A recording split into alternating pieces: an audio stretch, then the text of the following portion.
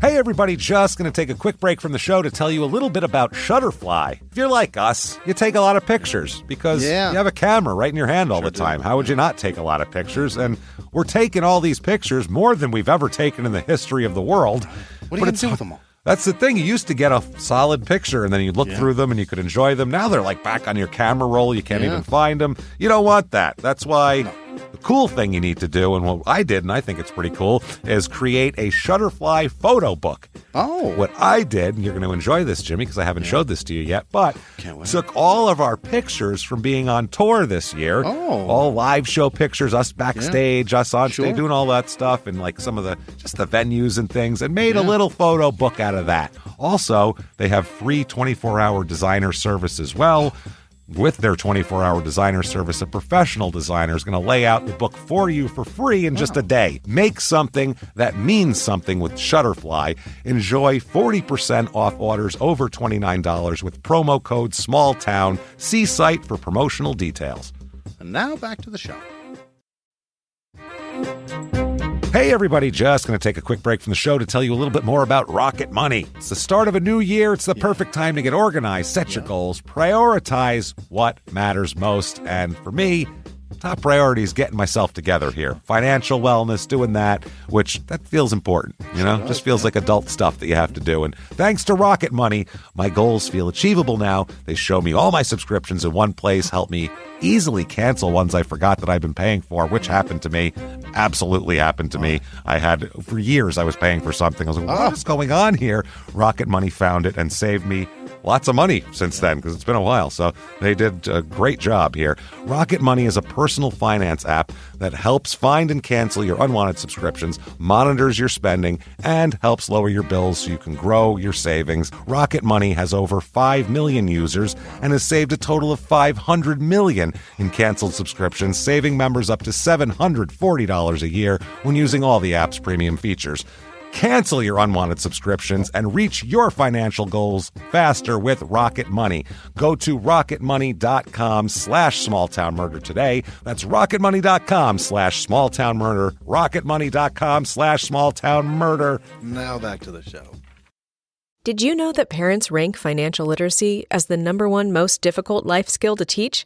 Meet Greenlight, the debit card and money app for families. With Greenlight, you can send money to kids quickly, set up chores, automate allowance, and keep an eye on your kids' spending with real-time notifications. Kids learn to earn, save, and spend wisely, and parents can rest easy knowing their kids are learning about money with guardrails in place. Try Greenlight risk-free today at greenlight.com/Wondery. This week, we look at Hawkins, Texas, where the 1986 disappearance of 3 local teens drives the town into a frenzy. Welcome to Small Town Murder.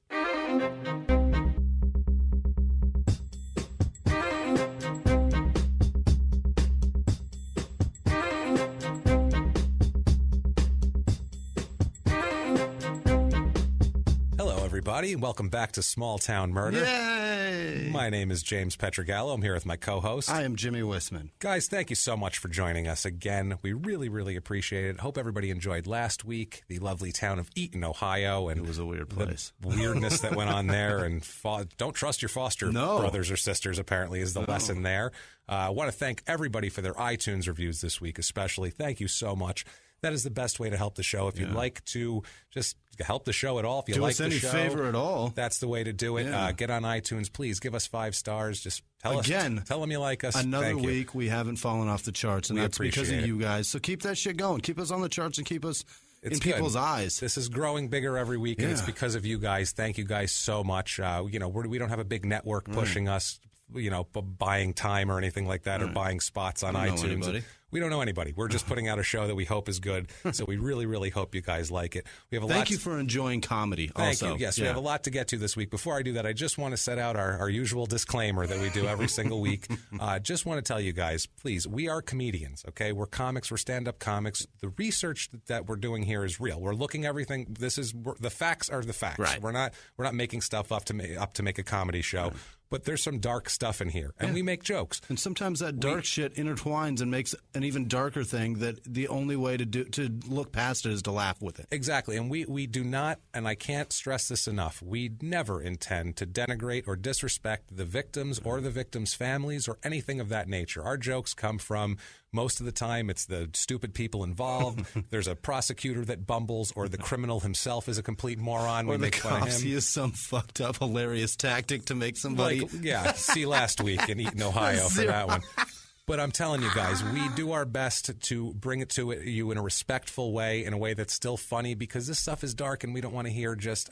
me personally, listen to something, I get tired of just hearing, and then he cut her head off. I don't want to hear that. Let's lighten it up a little bit. Yeah. And that's what we do here. So if you like that, please come aboard. We love you. If you don't think that true crime and comedy should ever go together, I would suggest unsubscribing now. Put your phone back in your pocket and go listen to something else. And thanks for giving us a shot. But go find Oprah's podcast or Nancy Grace. I'm sure they have one. Well, Nancy Grace's would be way more offensive than ours anyway, because at least we're not wet for the crime like she is, like you've said in your jokes in the past. It's true.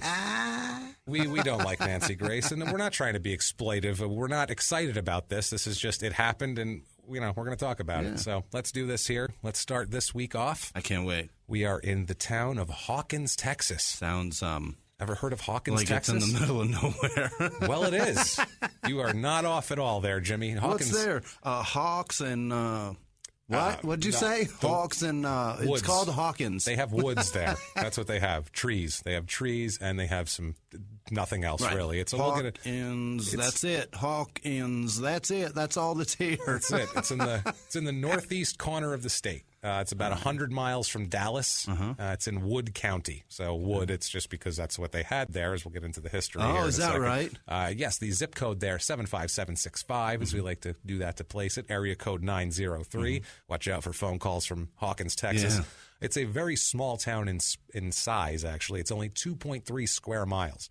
So a very small little town. Yeah. They show the downtown, and it's basically a building. That's the downtown. They're like, just one building. That's the depot, not the Home Depot, just the depot. I don't know, small, the food old depot timey thing. Yeah, just depot. We keep things there. That's it. We got the grain, we got the cars, we got everything there. It is population 1,291. Oh, that is a very small. Is that town. The smallest town so far? That is our smallest town so far. 1,300 people. Yeah, Manistee was close, but this is not. This is that is very small. When you look on, it's so funny. If you look on the Wikipedia page just to get general information of Hawkins, which I always start just to get an overview, usually I don't miss anything of the actual town. Under the history segment of that page, there is one line. It says the post office was established in 1873. And that's all. History of the town. Period. History done. That's it. That's all we've done here. We have nothing else. We've erected a post office. But you think I stopped there? No. I looked for a little more. And apparently in the 1880s, it was the population was 400 back then. They used to ship lumber and cotton and livestock out of Hawkins. That was the big boom thing of Hawkins, was lumber and livestock. And then the population would wane a little bit until October 1940, when a former middleweight boxer named Bobby Manziel, spelled just like Johnny Manziel, the football fuck-up, found oil.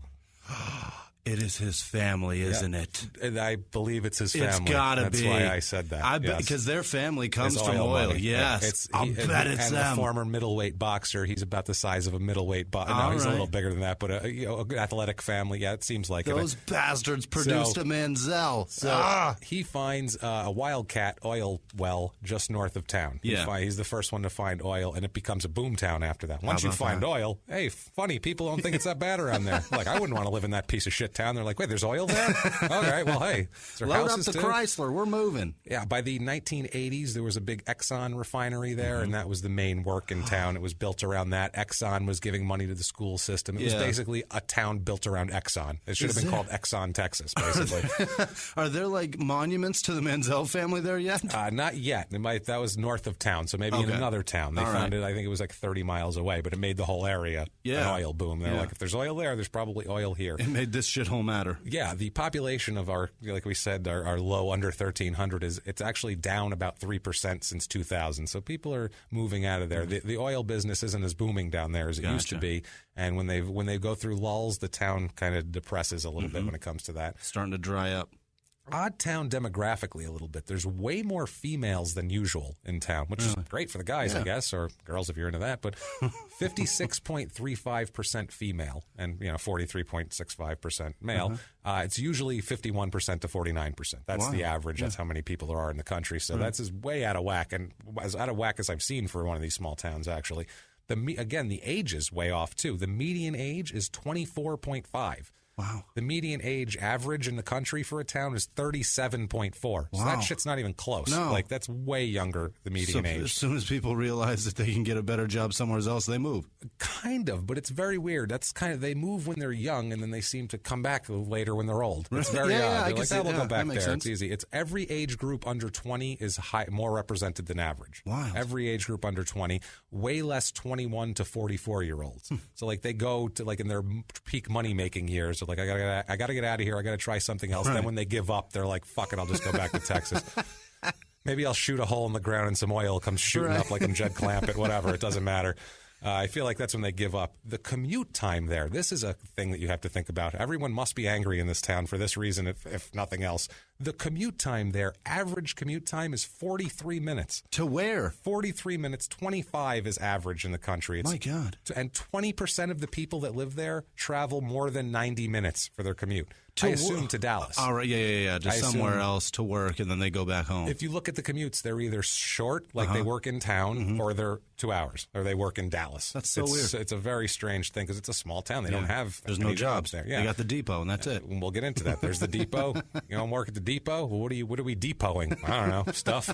All right, then I guess we'll go there. It's about 10% less married people than average there. It's about 10% more single people, which I would think with oil jobs it would drive young men there. But then there's more females than average. So my thought process is completely screwed up on this. More divorced people than average. 24% of the people are single with children. Wow. That's 17% is average. So that's way out of whack for way more single with children people. That's very strange there. Politically, wow. 82% Republican there. Surprise. 82%. That's I've never seen anything like that. You're shocked. Before. It's Texas, man. Yeah, but we were in Mississippi, and that true. It wasn't that out of whack. Like this is 17% Democrat. Wow. 17. Its average is 51% Democrat, 47 Republican. That's the average. So, but it makes sense because this is kind of a hotbed of grassroots conservatism in a way. This is the dumb way, by the way. And if you disagree with this, I don't care because we're going to get into why. I'm not talking about politics. Right. I'm talking about schools. Right. This is where they called themselves conservative monitors. Mel and Norma Gabler started their fury against public school books. If you hear about the Texas school book scandals, this is where this started. Really? Two idiots at their kitchen table saying, they can't be teaching my kids science. And I don't care. You know what? If you're religious, if you're whatever, that's fine. I respect that completely. Yeah. But you're listening to a true crime show, and if you listen to true crime shows, you know what comes up a lot? Forensics and science. Lots of science. So if you like that, you should think these people are fucking assholes because they don't want science taught in schools. And that's one thing we stay out of politics on both of our shows. We stay completely out of it. Never mention a word. Schools is where I draw the fucking line. Teach the kids science. That's not political. That's just common sense and dumb. Educate your goddamn children. Educate your fucking kids. Because my future depends on it, goddammit. When I'm 80, I'm going to need a doctor, and I don't want my doctor going, well, we're going to pray to Jesus about it. And tomorrow, no.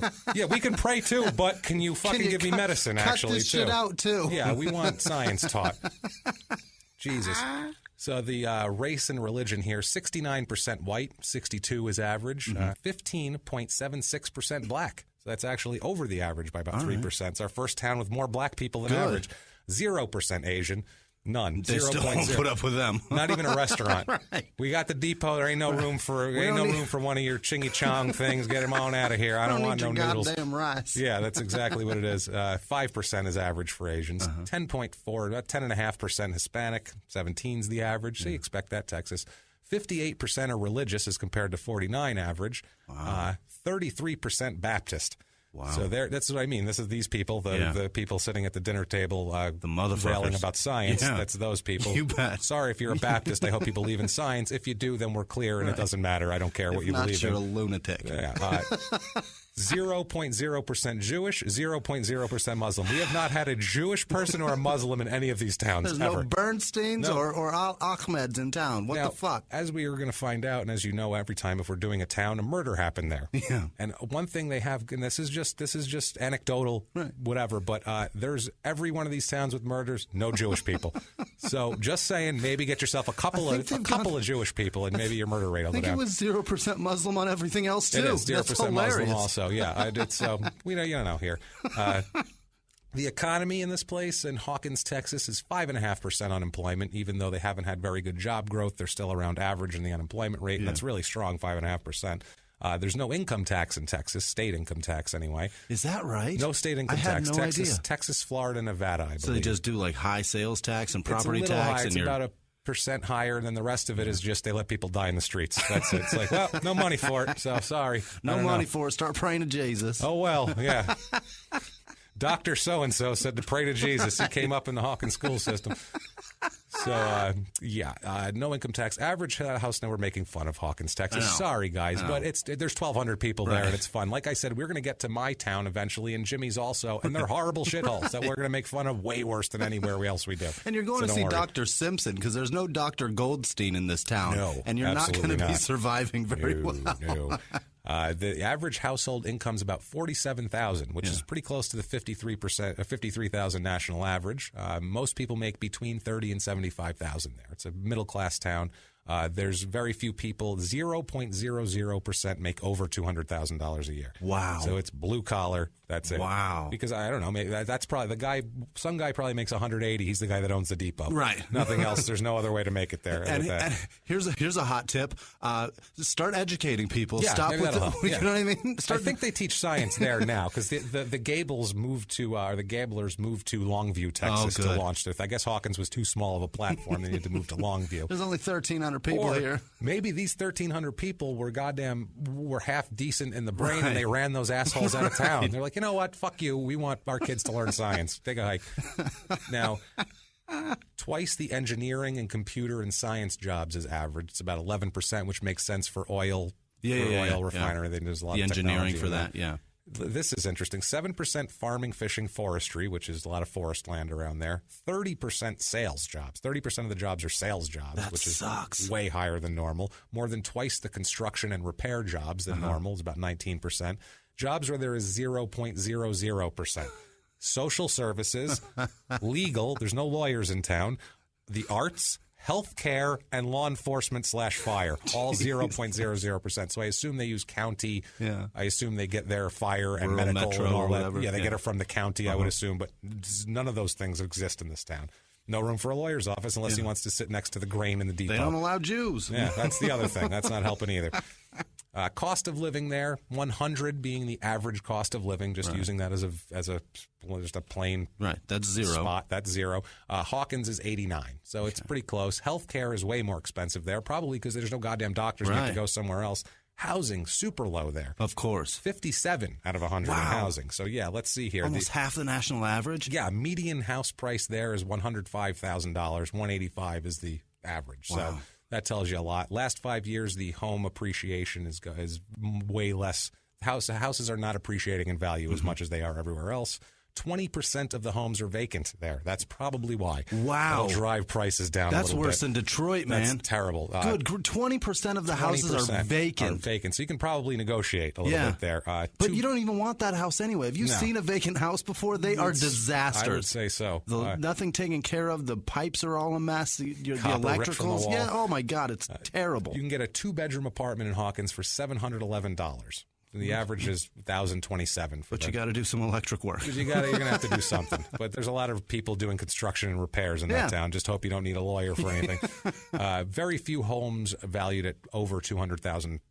Only 4%. Well, that's good because nobody has that kind of money anyway. Exactly. Most homes are between $80,000 and $150,000. They built a lot of homes between 1970 and 1990 when the oil boom was going well, and then it dipped after that when things kind of got a little... Whatever. If you're looking to move to Hawkins, Texas, if we have convinced you that this is the spot for you, the garden spot. You hate science and love Jesus. Well, this is the place. The housing report there. Let's see what's available. 3-bedroom, 2-bath, 1,300 square foot house on Francis Road, only $64,900. a 3-bedroom, 4-bath house, and this is a big brick, beautiful house, 2,700 square foot on Autumnwood Trail, $199,500. My God. So, and that's like the best house in town, pretty much. And for your bargain shopper, we have a 4-bedroom, 2-bath, 2,100 square foot house for $75,500. My God. So I'm sure that needs some work. Yeah, but that's so cheap. Education. They have an average graduation rate. It's weird there. They only have 11.4 students per teacher. That's way less than the average of about 17. When I was in school, it was about 34, if I remember, in my classes. We had kids sitting on the heaters on the side. Yeah, you can get away with a lot of shit. Kids didn't have desks when I was there, chairs. They were like, well, you got to sit over there. About half the average of 4-year grads as normal there. So like you said, people leave when they graduate college. On the things to do section in Hawkins, pretty much nothing. Yeah, basically, this is their things to do. This is what they're saying. Everything they got. They have the Hawkins City Park, which one of the reviews, somebody reviewed a park. It said, "quote lots of good shaded seating." That's how barren this place is for entertainment. If you're 80 years old, they have shaded seating down at the park. That's there are places to go sit in the shade. Because it's hot down there. It's Texas, hot and humid in the summer and pretty damn cold in the winter, too. It's a horrible climate altogether. And also, too, the other thing to do that was listed, the Holy Spirit Catholic Church. Oh, boy. I feel like they just go there and they're like, look at them. There's some kind of Italians or Irish or something in there. I don't know. I think that's where the Mexicans go, too. And they just, like, look through the window. They're like, look at them lighting candles. Look at them in there. Look at them with their hairy chests. Get away from the fire with your hairy chest. Pretending that's wine. Look at them up there. I don't like that at all. They just drank after that guy. That's gross. Yeah. What's he putting in his mouth? I seen the hippies do that with acid. Yeah. The crime rates there, because then we're going to get into the crime here. As we all know, it's always the last thing we talk about with the town, the crime rates. Nice segue. The property crime here, burglary, larceny, theft, etc., is slightly higher than the national average, which we always find with property crime in the small towns. That's right. I don't know if it's crackiness or just kids or what. Violent crimes, murder, rape, robbery, assault, are about half the average of national, which most of our towns, that's what it is. You live in a small town like this, you're about half as likely to be raped or murdered or robbed at gunpoint or all this stuff. But it shouldn't happen to you by statistics. By statistics. But if we're talking about it on this podcast, it fucking happened. Absolutely. Now, let's shift our time period to 1986. Okay. We're 1986 Hawkins. Yep. How old were you?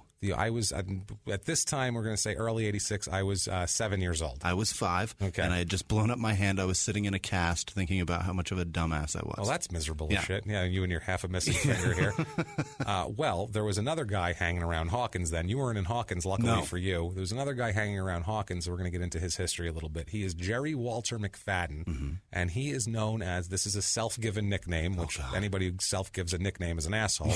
And this guy, way beyond the nickname, is the biggest piece of shit we've encountered so far, in my opinion. Anyway, you can make your own judgments on who's worse than who. It's arguable. This guy's an asshole. It's not going to be a debate, I don't think, by the time I get done. Let's see. He nicknamed himself The Animal, which is a stupid nickname. Big Muppets fan. He's an actual animal, this guy. Like, he's a horrible person. He was born March 21st, 1948. He's a big guy. He's 5'9". He's over 200 pounds. His weight fluctuates, but he's stocky. He's powerful. He's a maniac. He's the type of guy. He's bushy-haired, blonde hair, beard, covered in tattoos, Satan tattoos on his arm, and whatever. People get dumb tattoos, but he's the type of guy who you look at, like when you see his picture, you go, that's not a guy you just like. If you're at a bar and you saw that guy going around, whatever, you would move away from him as he moved towards you. Go, that guy's an animal. He literally like you just don't get a good vibe off this guy at all. Just even by his picture, never mind what he's done. And well, at 5'9", he's probably pissed that he's not taller with that kind of attitude. Well, we'll see. Yeah, he's dominance in this sort of thing is a big deal for him, and we'll get into this here. He's a 7th grade education, dropped out in the 7th grade, which they're always smart people. Definitely. He's brilliant, obviously. He's from Haskell, Texas, originally. He grows up. By the time he's 18 years old in 1966, he's already convicted of burglary. 2 years later, in 68, he's convicted of destruction of property. So he's getting, he's starting to go burglary, is breaking in somewhere, stealing something. So he'll escalate, as we'll find out here. He worked on and off in the oil fields at that point when he was being arrested and around his late teens. At age 19, he was married to a 15-year-old girl. Perfect. What That's a peach, illegal, huh? but Yeah. Maybe not in Texas in the 60s. I have no idea. I'm sure they got their parents to sign off on it. Jerry Lee Lewis was married.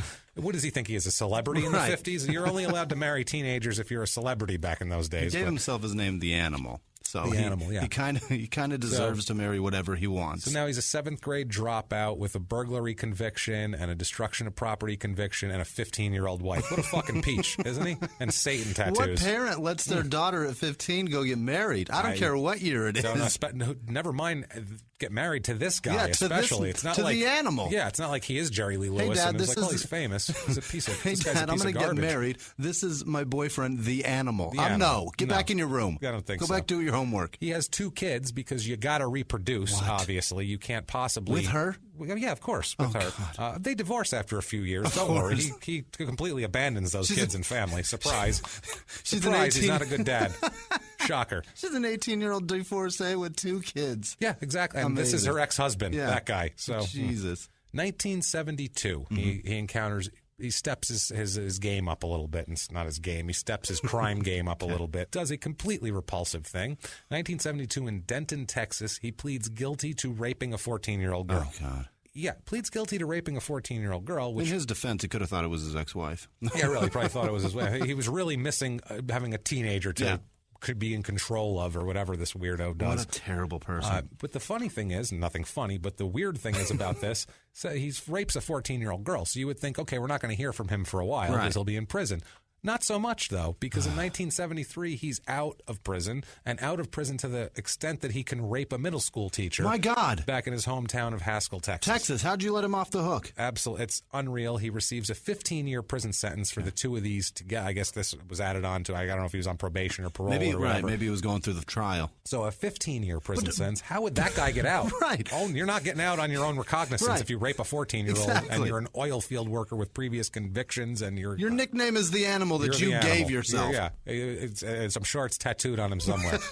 Ridiculous. He can't even get away from it.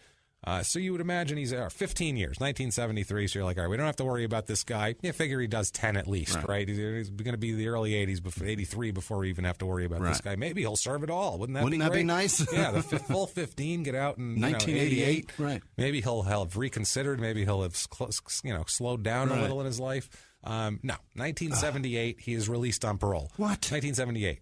Under 5.5 years he served for 2 pretty strong rapes, too. They weren't, I don't know, there's a strong rape and a bad, but they were not like... He ruined a 14-year-old girl's life. This is what I mean. These were like forcible, terrible, horrible acts on unwilling participants, which is what one was a is, child. And one is a child, which is insane.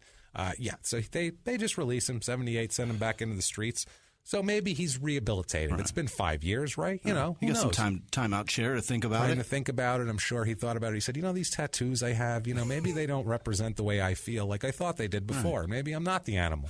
Maybe I'll change my mind. Maybe I'll be the rosebud from now on. I met a man in prison. He told me all about Jesus. I now hate science. I'm the daffodil now. Yeah, and get those textbooks out of the classes. What are we doing here? Instead, he kidnaps a Shackleford County secretary, 18-year-old woman, and drives around 3 counties, robbing and pillaging through the whole day with her holding her as a hostage and raping and sodomizing her when he gets bored. He thinks he's a pirate. He thinks he is a pirate, this guy. This is what I mean. This is a guy that you would look at and go, ooh, trouble, and walk to the other side of the street because he's clearly trouble, and this is insane. He was born way too late. He should be a Viking. This man is a terrible human being. Luckily, he was arrested for this. What he did to this secretary is so horrible that the 6 other charges from that day and his robbery and going around 3 counties and doing shit, they didn't even try those charges. They said, we got to figure out what we're doing here with this. That's how bad it was.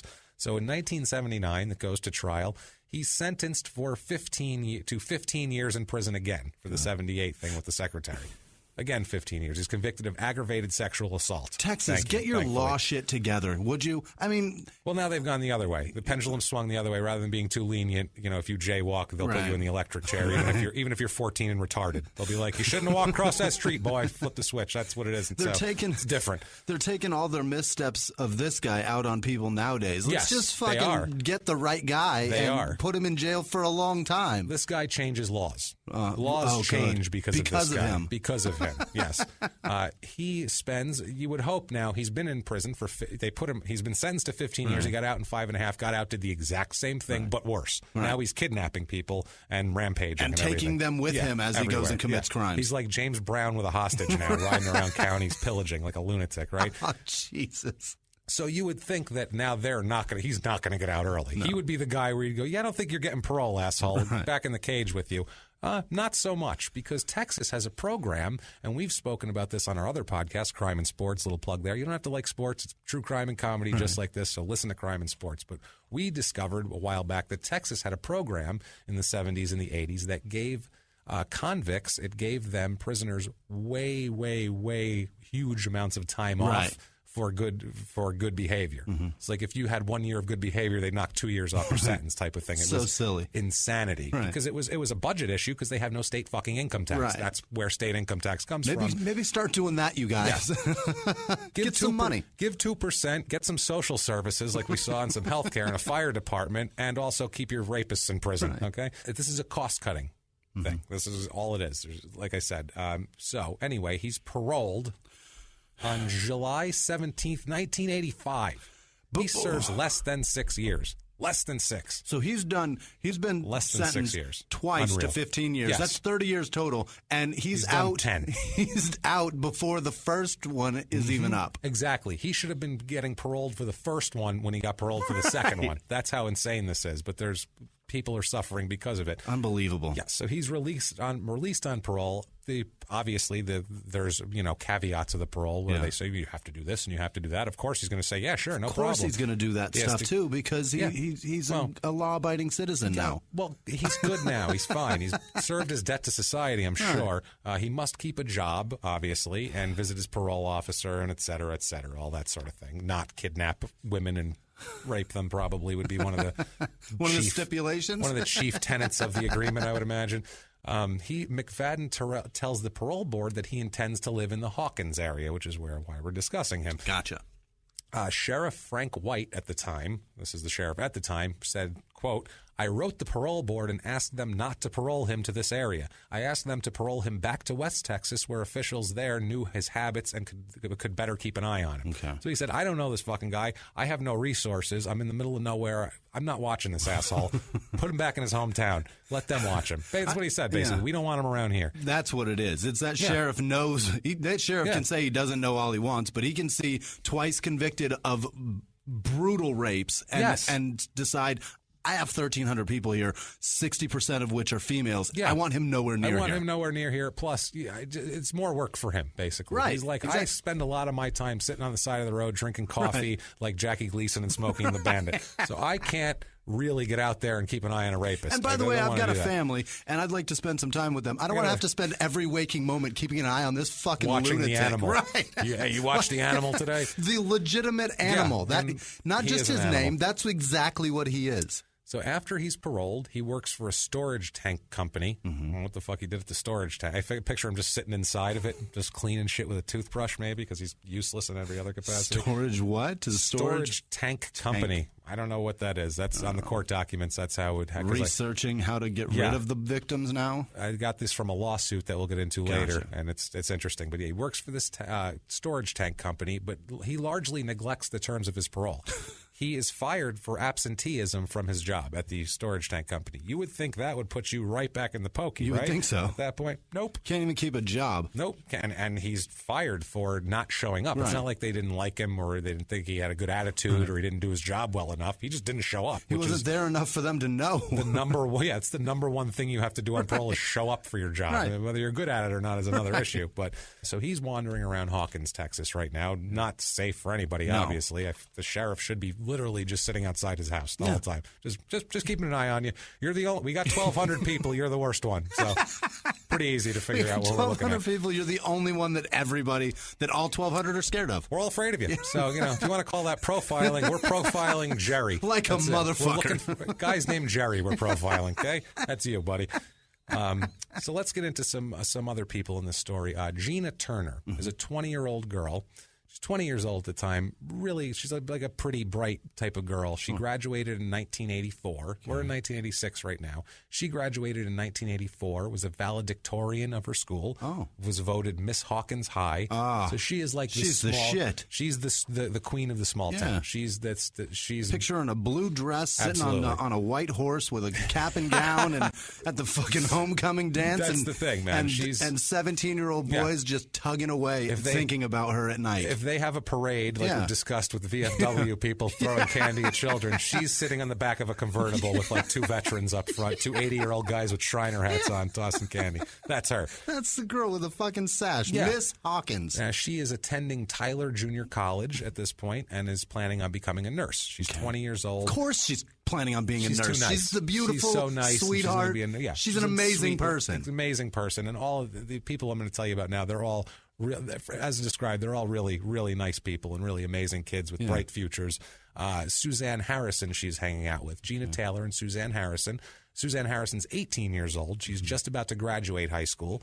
And this is May. We're talking early May of 1986. Yeah. She is going to graduate that year in June. So I mean, right about to graduate. She's a cheerleader for the football team. She wants to be just like her friend. Absolutely. And she's National Honor Society, Future Teachers of America. She's in a band. She has a job at a pharmacy. She wants to be a teacher. She wants to be a teacher and a nurse. They want to be. They want to help people. They're very nice small town girls. Small town girls, and she's known as happy and nice. Like every picture of her, she just looks like she's just bright and happy, and she's known as like the sweetest girl in town, basically. Not to call her a girl and sweet is a bad thing. She's 18. She's a nice girl. She's what you want your daughter to turn out to be. Exactly what you'd want your daughter to turn out to be. Just a great kid. Now, on May 4th, 1986, Gina and Suzanne meet up at Suzanne's house, and they are going to head out to Lake Hawkins for the evening. Yeah. They're going to go hang out, drive around. It's like an early summer night. It's a little bit cool, but still warm. An and 18-year-old and a 20-year-old going to the lake at night. They're going to drink beers with the boys and be the cute girls. Right. That's right. They have a guy they go hang out there with. That's their buddy. They usually go during the day. The lake it's 1,200 people, and the thing to do there is the Catholic Church. Stare at the Italians. That's the thing to do in town. Look at all those horns on their necks. Look at them weirdos. I smell garlic. You smell garlic? So they go to Lake Hawkins a lot and sit in the sun and tan, and they're teenage girls. Real quick, James is Italian, so it's I much am. fun to That's listen the other to thing. James make fun of Italians. I'll make fun of Italians a lot, and if you don't like it, go fuck yourself, because my last name's Pietragallo. So if you have to spell that your whole goddamn life, you can say whatever the fuck you want. Enough. All right, it's so funny to hear you badmouth Italians. I love it. Well, this is mainly the Texas people staring at them. Yeah. But anyway, they think we're weird. I've been down south, and that's way bigger than black or white or anything else. They're like, you ain't from around here, are you, with that last name? Like, they don't like that shit. Which one you think they call Dawn? Yeah, exactly. So anyway, they go to hang out at Lake Hawkins for the evening, and they go to meet Brian Drew Boone, who's a friend of theirs, 19 years old. Yeah. He graduated last year from Hawkins High School. Was he the quarterback? He was the captain of the football team, my friend. Was. Captain of the football team. You know it. The 2 beautiful girls in town hanging out with the stud in high school, of course. He's 19. He's going to Tyler Junior College. He was a great student and athlete also in high school. Like I said, played basketball and was captain of the football team. He lived on Lake Hawkins with his uncle at the time, which is a perfect place. I mean, he's just there to receive the teen poon that's going to be coming at him. Absolutely. That's where they want to come hang out. He's like, well, that's half the battle. He's the Southern boy that every boy wants to be. Yeah, he's got it made in the shade. This is like the town that Kevin Bacon went to in Footloose. Absolutely. And he's the captain of the football team, and that's what we're doing here. It's so exactly funny. the same thing. And he's got Chris Penn sitting there like, is this how you do it? So they meet up, the 3 teens meet up to drive around the lake for the evening. They're going to drive around. It's a little community around the lake. They're going to hang out. They're going to sit, probably drink a few beers, whatever. What kids do. Whatever. Make out with each other. I know what you were going to say. Red clay. You said, and I was like, you're going to say they're fingering each other, aren't you, Jimmy? Let's not go there. But that too. Now, the lake, like I said... You know me so well. I know you so well. I heard and I'm like, oh, God, Don't say it, Jimmy. Don't say it. Come on. It's on my face. So the lake was a place the kids like to hang out. Yeah. All the kids. There's nothing to do there. Right. They go to the lake. It's known as the Point. Every town has the Point where the kids hang out and make out. And of course. Like we said. So Suzanne, they're out. They go around. The parents, they go out all the time. No big deal. Curfew comes around. No Suzanne at home. Uh-oh. She's a high school student. She's got a curfew. Yeah. And the parents are very worried, obviously, but they're thinking, who knows, maybe they're whatever. She got caught up with something. Yeah. they're hoping for the best. There's no cell phones. Right. If this is 1986, so you can't call her. She's just out in somewhere. Then after a while, they wait. They don't come home at all. Oh, Gina doesn't come home. Brian doesn't come home. Nobody comes home. Nobody comes home. Everyone's like, what's God. going on? Yeah. Family members begin to look for the three of them. They begin to panic. And it's a small town, so you can check everywhere pretty quick over here. You know, you check the lake, you check the church, you check the park. That's it. At this point, the best case scenario is that Brian is fingering both of them. Yes, that's the what you're best hoping case for. scenario You'd be at this hoping point. for Right. it. Now, about 3 hours after they are missing, Brian's brother finds his truck. Oh, shit. Finds Brian's truck. It's abandoned about a half a mile from where a couple, Clifton and Denise Phillips, they were at 7:45 p.m. that night. They were at the lake, this couple, and a wild-haired, tattooed man pulled a gun on them and demanded money and sex from the woman, too. Oh, my God. Somehow they convinced him that they didn't have any money and were able to get away from him. We don't have any money or sex left. We have no sex, yeah. That's sorry. How did they convince him they have no sex left? I don't know. That's Well, awesome. I think he wanted money and sex, and if he couldn't have the money, I think Then he was didn't like, want the sex. Yeah, exactly. So he wanted to get out of there. He left when they didn't have any money, and they took off, and they saw him. The couple here, the Phillips couple, saw him standing by a blue and white Ford Bronco, and even got the first 5 digits of the license plate of it. So they call the police on him for the robbery. Now the truck is found. Boone's truck Brian's truck is found half a mile from this spot of this robbery. Now they still don't come home. They don't come home the whole night. They're gone. Everyone's wondering where they are. May 5th, 1986, which is the next day, Barnwell Mountain Park. This is about 30 miles from Lake Hawkins. In the Barnwell Mountain Park region here, maintenance workers in the park find a body, and it's Suzanne Harrison. Fuck. They find her. This is horrible. She's been beaten, raped, sodomized, and strangled with her own underwear, which is disgusting and horrible. And yeah, this guy's a huge. This one made me angry, and I've been making everybody angry out there, but this guy pisses me off a lot. Obviously, all these people piss me off, but this isn't even like a. This is just such a potential of a life that could have been something amazing, and this one's snuffed out already for nothing. For this piece of garbage who should be in prison anyway. Unreal. So they find her. They still don't find Gina and Brian though. They only find her alone up there. And they have Brian's truck though. They found Brian's truck, but that's it. Now, May 6, 1986, police stop a blue and white Ford Bronco and arrest Jerry McFadden for the robbery. Gotcha. He also fits the description, like I said, of the man who robbed the couple. A wild-haired, 5'9" muscular man named That's the Animal. Animal. A fatter guy, yeah. He's also a man. He's also was seen. There's other witnesses that saw him with the 3 kids before they disappeared. Oh, shit. Also, we have witnesses to that. Now, McFadden is arrested and held just for the aggravated robbery for now. He's held on a bond of $100,000 because he can't pay that shit, being a unemployed storage tank worker. Now, May 10th, 1986, 2 decomposing bodies are found in a ditch off of a farm road in Ore City, which is about 15 miles from the lake. They find out, they do, forensic fingerprint tests. It's Gina Turner and Brian Boone they find. Thank God for science. Absolutely. Thank God for textbooks. They were both shot in the head execution style with a .38. And, of course, Gina Turner had been raped, too. So, obviously, this guy can't pass up the chance to rape somebody. McFadden is charged with murder in the course of an aggravated sexual assault. This is a death penalty charge. Good. This is aggravated murder. This is in Texas reinstated the death penalty in 1982, and this guy is prime suspect. Because they connected him to all 3. Yeah, they know that he was with them. We're working on this. Now, guys, I have to say this. I don't know where you stand on this, Jimmy, but I'm not a huge death penalty proponent. I'm not a guy that's like, strap him in, kill him, because we fuck it up a lot. Yeah. Now, granted, if we had 100% certainty, I'm not against it. It's not that. But we don't ever have 100% certainty, and we fuck up a lot. The other part is that it's not a deterrent. It doesn't stop people from doing it because it still happens. Well, Texas had the death penalty, and look what he did. Exactly. So that shows you that right That's there. my point. But the thing about it is when there's people like this, and when we get into the evidence of why we know he did it, and there's people like this, fuck him. Yeah. These are the people where I'm like, no, they should let this girl's dad beat this guy to death. That's what they should do. Beat his balls until he dies. The 3 Don't of these touch anywhere else on his body. The 3 of these people's families. They should be able to cave his sack right into his chest cavity until he bleeds out. That's it. Into mashed Gerber bananas. That's what they should make them. I'd love to see that. Strained peas. And I would watch. I would watch, and I would laugh my balls off. Someone who does something this horrible is ridiculous. So what a horrific man. Prosecutors are going to seek the death penalty on this. Now, David Lee Marsh, who was a lake resident, said he saw McFadden drive by the house at the lake a couple of times that night, and so he IDs him in a lineup as the guy in the area with the truck that ties him to the robbery and everything else. Absolutely. Now, July 9th, 1986, he's in jail. He's awaiting charges. He's in isolation in jail. He's the only prisoner in isolation.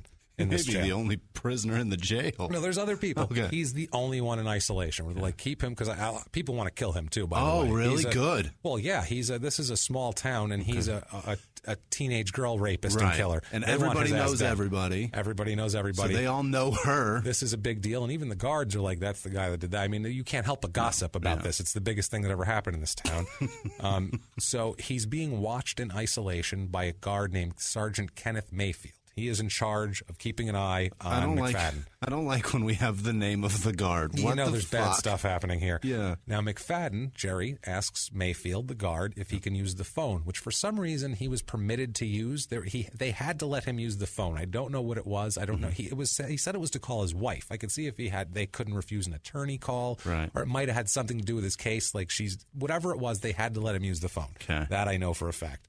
Now, Mayfield opens the cell, to get him out, obviously, to have him come use the phone. And the animal goes animal? Which is in the cubicle office. McFadden hits him with a piece of steel that he pried off the window. What the fuck? Hits him in the mouth with the thing. The guard goes down hard. He's out cold, bleeding all over the place. He goes down. McFadden takes his keys off of him. He's been scoping this out from the cell the whole time. Takes the guard's keys, runs into the office, and takes the gun out of the locked drawer because he has the keys, and he knew which key it was. Now he's got a handgun in a prison. And he's a lunatic. A lunatic who is facing capital murder charges. He has nothing to lose at all. So he forces another guard, Rosalie Williams, and another guard with her, Rosalie and another guard, to push Mayfield into a cell and lock the door, the guard who he assaulted. So Jerry McFadden puts the gun to Rosalie Williams' throat and says, forces her to take him to the elevator that she has keys for. He scoped everything out. He said, you have keys to that elevator, which leads down to the parking lot. Oh, my God. Takes her with the gun at gunpoint to her neck, under her chin, drags her out. They go down. They head out to the parking lot. Now they're outside in the parking lot. This is not good. This is not great. He takes Williams to her car, a 1979 Datsun. This poor lady's a prison guard with a piece of shit 79 Datsun. She's making no money at all. That's what I mean. Like, this poor woman, she's got kids. Yeah. Because they made a note, I remember in this article, they made a note to say that she saw her son's toy on the passenger seat when she got in. Jerry McFadden gets in the driver's seat, makes her get in the passenger seat. He's a fucking complete idiot, though, because he can't even drive a stick, so he can't start the car. He's trying to start it, and you have to hold the clutch in. He has no idea to put the clutch in. He doesn't know, so he's getting super pissed off, and he's like waving the gun around, screaming. So she's telling him to calm down, relax, like, we'll get it started, it's fine. He gets frustrated with the car, makes her start the car, and then he gets in and drives, even though he doesn't drive a stick. He's jerking it around, so it must have been if it's not scary enough to be taken by a murdering rapist at gunpoint from a jail, now you're in it. Now we can't drive too. Now you're in a car with this guy, which is maybe as dangerous as being anywhere else with him. I want to see the security footage with like the Benny Hill music playing. I'm telling you, man. So they're driving. They drive a little bit out of town at 7:30 p.m. They hear helicopters above them because they're in a massive search. I mean, of course. As soon as the guards came to, and they were calling the dispatch desk, which is what Rosalie Williams worked at. No one's answering. Right. They go up there. They're like, oh, shit, there's a problem. Where's Rosalie? He's knocked out, locked in a cage. She's gone. The gun's missing. We got issues. Where's the animal that belongs in that cage? Where's the animal? Yeah, where's George the Animal Steele over here? So, they hear the helicopters. McFadden panics, drives off the road, and hits a tree. Because he's an idiot. And he can't control a stick. And he can't control a stick. How do you downshift this thing? Out. Yeah. So they get out of the car because it's destroyed. He drags Williams into the woods with him. Oh, no. Where they hid until 3 or 4 in the morning. They were behind a church in the woods, which they didn't know they were behind a church. They eventually end up they're in Big Sandy, Texas, which is a town about the size of Hawkins. There's about 1,200 people there. Very small town. They end up coming upon a boxcar in like a railroad worker area. And the boxcar had toys around it, too. Like, kids had been playing there, God. outside of it. And McFadden told her, better hope there's no kids here because they're going to be in trouble if there is. Like, he was telling her, like, I will kill fucking kids. I don't care. Brace yourself because you're going to see something horrible. I'm not going down, basically. He forces her into the boxcar, forces Rosalie into the boxcar where they hide. They hide for a whole day in there. They're gone for 28 hours. Unbelievable. But he's gone for 28 hours. Yeah. She's gone for about 19. That is the worst. Yeah. The worst 19 hours she's ever experienced in her life. He tells her they're going to give him the needle for something he didn't do. He keeps saying that, like, I didn't do it. And he says, quote, I've been through a hard life. I've done a lot of things, and I didn't do what they're accusing me of, is what he's telling her. Whatever. They stayed in the boxcar the next day. She heard workers, going around her, and she was hoping they'd open the boxcar and find her. Nobody ever opened the boxcar, so she's stuck in the boxcar. By the night, they're dehydrated as shit. It's July in Texas. Jesus. It's mid-July in Texas. It's 100-something degrees outside. Right. They haven't had water since they left the prison. None. So they're dying. She said she's seeing spots. She can't stand up. Oh, no. She's weak, and she can't stand up and everything. So she starts screaming that she can't swallow. Right. She's about to be useless to him. And so she's saying, he said, calm down, I'll go get you some water. I'll get us some water. Fine. So apparently he opened the boxcar door and he went to get some water. Rosalie said immediately a stray dog attacked him out there. What? A stray dog attacked him because he's in a boxcar. Hobos and stray dogs have, a contentious relationship. This is amazing. What I mean? So he watched, well, it doesn't get quite as funny because then he beat the dog unmercifully. So she's watching him beat this dog unmercifully, and like, this guy's an animal. She knows what he's capable of. She's seen the charges. She says she somehow gets the strength to bolt out of the boxcar. Good. She runs off. She said she looked back and still saw him fighting with the dog. So he didn't even notice because he was fighting with a stray dog. He makes it to a home. She does. Rosalie makes it to a nearby home where she knocks on the door, falls into the living room, and right away they go, that's the guard from TV. Holy shit. So they're like, you're safe. Call the cops. It's the guard from TV. Get her inside. Get her some water. Good. They help her out. Thank God she knocked on the right door. Well, they were just sitting in their living room. There's nothing to do but a shady park bench. Right. She's a hero, but they're just like, they did a normal thing that anybody would have done unless they were a complete fucking animal.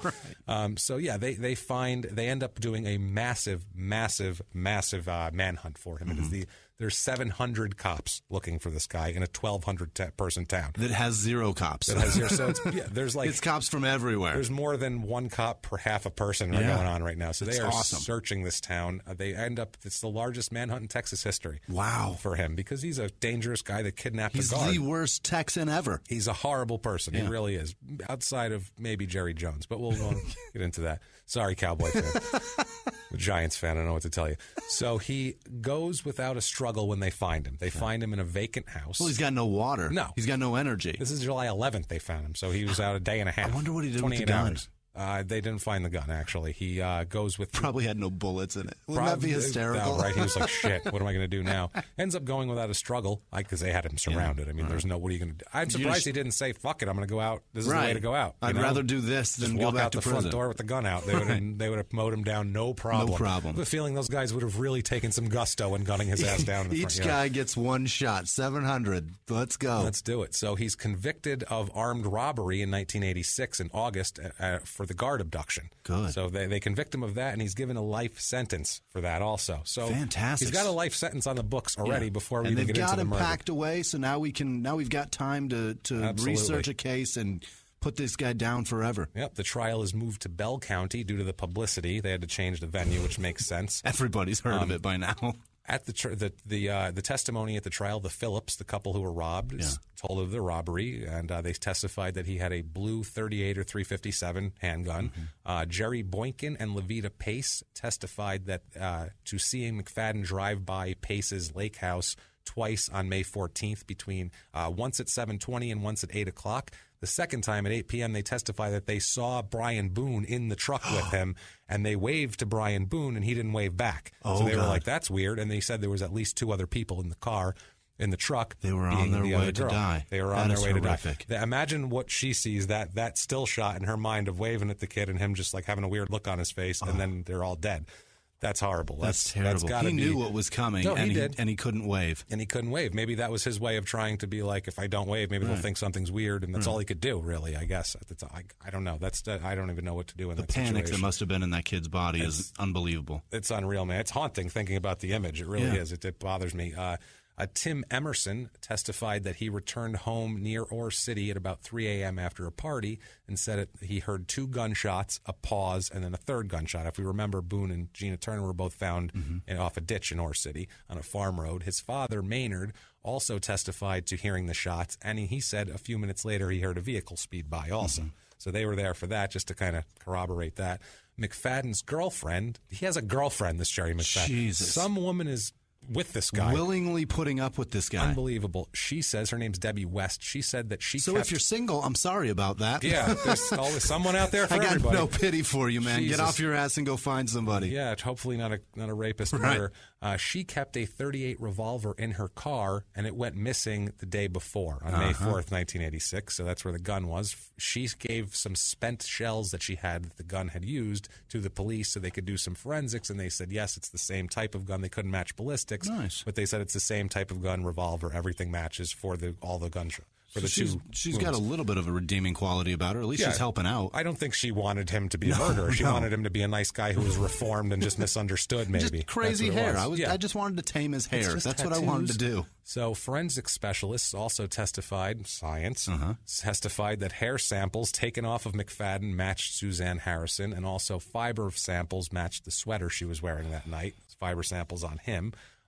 His attorney, Jerry McFadden's attorney, Bernard Solomon, calls only one witness, and it's McFadden's 17-year-old daughter, Rhonda. And she pleads to the court, which is sad because I feel bad for her. She's a 17-year-old girl. She wants her dad. Yeah, and even if he is a piece of shit, it's she still doesn't her dad. Want to see him as a piece of shit, though. No, well, she says, quote, I want to ask you not to give him the death penalty. That's murder. No man has the right to commit murder. He's on trial for that. How can you do that? So she's trying to, 17-year-old logic them into not going to work. You guys are being hypocrites. That's your logic, honey? Really? So his attorney, 3 of them. His attorney, Bernard Solomon, tried to sell the jury that they have the wrong man. He said sloppy police work caused it, just that. He cites a hitchhiker who was seen in the town of Hawkins that day, one hitchhiker. So no crimes happen here. There's nobody there. Just a coincidence that there's 2 psychopaths in the town on the same day? Don't think so. Some shady character blew into town and blew out as soon as he committed 3 horrible murders. Meanwhile, this asshole is a piece of shit convicted of rape 3 times, and we're going to say we totally have the wrong man. No. Absolutely. Now, out of the witnesses, a couple of the witnesses had slightly differing descriptions of the car, in the dark of a car, which happens all the time. One of them had a goddamn license plate. That's pretty fucking accurate. That one 5 numbers, and those matched. So pretty good coincidence. On July 14th, 1987 is verdict day. Jury takes only 4 hours to reach the verdict. That's a bad sign for him. They find him guilty of rape and murder of just Harrison. They do not try him for all 3. They only try him for Harrison now. I'm not sure why would they try him only for Harrison. That's smart because sometimes they clog it. I think they didn't want to clog the jurors up with more evidence and forensics and all that. He killed her, period. And they still offered the evidence of the other stuff in there, this happened too. So don't think this is all that happened. Don't think he either raped her or he didn't. No, he killed them also. Now, for the penalty phase, they have to decide the penalty. Also, the jury takes 35 minutes to decide on the death penalty. 35. They went in. That's as long as it takes for them to fill the papers out for that. They were like, we're killing this asshole. Gina's aunt, Gina Turner's aunt, Ginny Person, said, quote, it's not revenge, it's removal. It's not worth the mental torture to go through this again. Even though a part of us is missing, it's over and we need to move on. So the family's just trying to put their lives together, these poor people. Glyndia Lane, who's Suzanne's aunt, and we'll hear from her later, said, quote, at this point, we're starting to get well. We're going to try to put this behind us. Also, McFadden's mother, Dorothy, was there. She was shaken up but didn't give any kind of anything. He has several appeals. May 26, 1993 is his first major appeal. That's denied. On November 3rd, 1993, the conviction and sentence are confirmed. On another appeal, he's denied a rehearing on the state level, so now he takes it federal because it's a death penalty. 1995, Mary Ann Harrison, Suzanne's mother, sues the Texas State Board of Pardons and Parole, saying that McFadden should not have been on the street to kill. She's a genius. And it's smart, too, because she's not just saying you shouldn't have let him out. She's saying that when he was fired from his job for absenteeism, it wasn't properly reported through the channels to his parole officer, and that should have revoked parole, and he should have been put away, and they didn't do it based on Not enough people, resources, state taxes, people. Come on, just a couple percent. Right. Get it up. Claims pay $500 a person a year. Yeah, and they claim she claims negligence in Suzanne's death for this. The court finds for the board on the court and the appeal of it. They do not find for Marianne Harrison because that would open everything up to examination of everything. Everybody's suing everybody. Which is fair, but the state's not going to go for that. If they don't have enough money for resources, they damn sure don't have enough money for lawsuits. No. Twice in 1997, he's denied his petition for habeas corpus relief in federal district court. Good. Another petition for relief denied in 1998. January 29th, 1999 is his final appeal. His final appeal is on grounds that 2 of the jurors on his trial were dismissed because of their objection to the death penalty. And I saw they have the transcript of everything of what was said in this and the court documents because I got deep into this shit, man. And basically, these people were asked, like, okay, so you couldn't give a conviction if the penalty was death. And they said no. They said even if you're given a preponderance of evidence and it's clear that this happened, you still wouldn't convict if death penalty is on the table. And they said no. Wow. And so they were dismissed as jurors. Those are some God-fearing people. They're like, I can't kill a man. Well, they were just dismissed, or obviously it might have been the opposite. Yeah. But they were either way, they're dismissed as jurors. And he's saying that you should have let them on, which is a federal case with a precedent, actually. On it. So basically that was all during the voir dire of the witnesses now. The appeal is found to have no merit at all. The court affirms the decision of the previous courts to deny everything, citing the Witherspoon versus Illinois case from 1968. I love it. Patreon.com/crimeinsports, guys. We get on this shit, man. Give us a couple bucks. I love what you're doing, James. I'm proud of you. Now, on the murders, Glydia Lane, Suzanne's aunt, who we spoke with before, we didn't, somebody did, said, quote, "It seems like yesterday and always will. You never get over it. You just learn to live with it. I think this is the worst thing to ever happen in Hawkins, Texas. They were all good kids. They were the cream of the crop. They were amazing kids. They were amazing kids. And, you know, it took them 35 minutes to convict him and to decide on, it took 4 hours to convict him and 35 minutes to decide on the death penalty. When they convicted him and went back in for the penalty phase, I have this feeling inside me. 35 minutes. It took them 5 minutes to say, let's kill him. Yeah. And they were like, what's on TV? And then they watched a half hour they watched a sitcom. Hee-haw for a half hour. They watched Hee-haw for a half hour. See what Andy Griffith is doing on TBS. Absolutely. What's that Opie getting into this week? So October. I hope that's what happened. I think so. I would imagine so. They're like, fuck this guy. Yeah. So October 14th, 1999, McFadden has his last meal because this is death day for him. His last meal is a BLT with pickles and onions, white trash to the very end. Jesus. French fries, 1 pint of butter pecan ice cream, and a Coke. So just a white trash last meal. I love butter pecan ice cream, and now I can't eat it ever again because this scumbag just ruined it. He declines to make a final statement. So he's such a piece of shit. He's like, man, whatever. He doesn't even make a statement, doesn't even apologize, doesn't even try to just something, have some shred of humanness to say, I just want the family to know that I'm sorry and I'm paying for this or something. Anything. Something. Jesus Christ, I hope he brushed his hair for this, too. He is injected in his arm, which happened to be where they put the needle was right above Satan's head. Really? He had a big Satan's head. That's awesome. Right above Satan's head, which I think Satan would be okay with, honestly, if there was a Satan.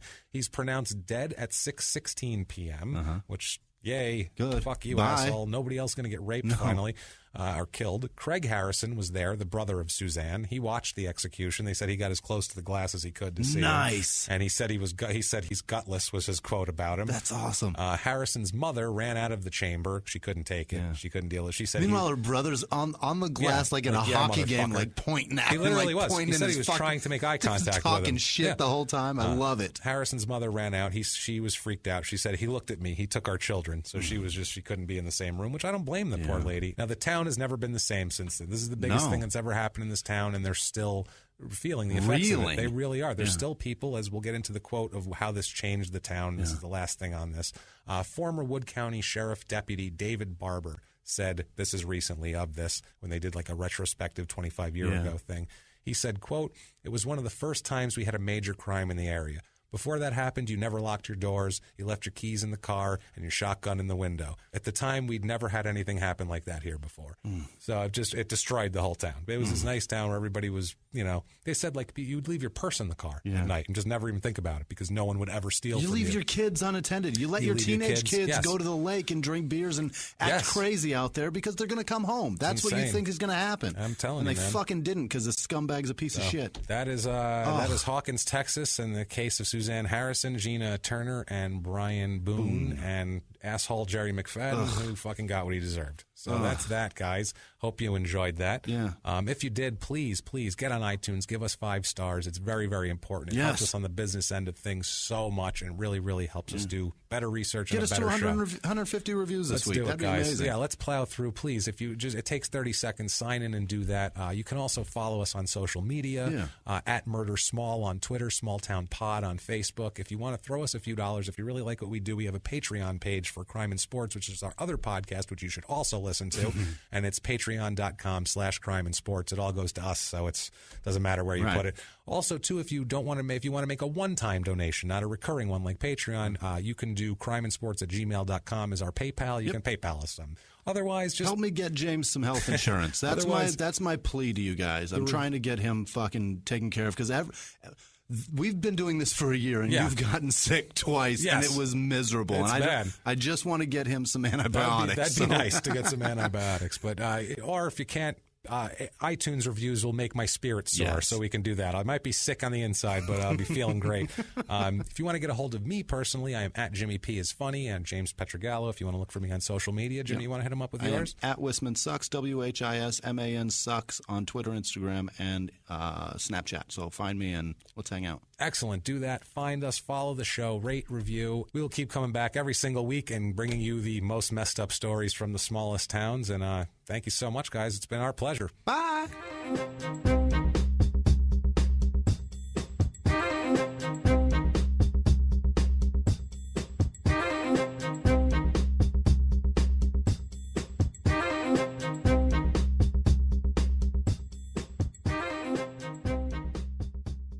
If you like Small Town Murder, you can listen early and ad-free now by joining Wondery Plus in the Wondery app or on Apple Podcasts. Prime members can listen early and ad-free on Amazon Music. Before you go, tell us about yourself by filling out a short survey at Wondery.com/survey. In the 1980s, a rosé swept the country. Hey, Mike, I really like this White Zinfandel. Well, good. Now put it down. I'm going to try another one. White Zin became America's top-selling wine. But most don't know that this sweet drink has a sour history. What began in 1986 with counterfeit bottles, a big fraud, a multi-million-dollar fraud, sent investigators chasing one of the most powerful families in the business, the Licciardis. But the closer the feds got to them, the more dangerous things became. It's a story of deceit. At the time, I was paranoid. Threats. You touch my kids, I will kill you. And murder. With a .22 caliber bullet to the head. What started with a scheme to mislabel wine spilled into a blood-soaked battle for succession. Welcome to Bloodvines. You can binge listen to Bloodvines exclusively and ad-free on Wondery Plus. Join Wondery Plus in the Wondery app, Apple Podcasts, or Spotify.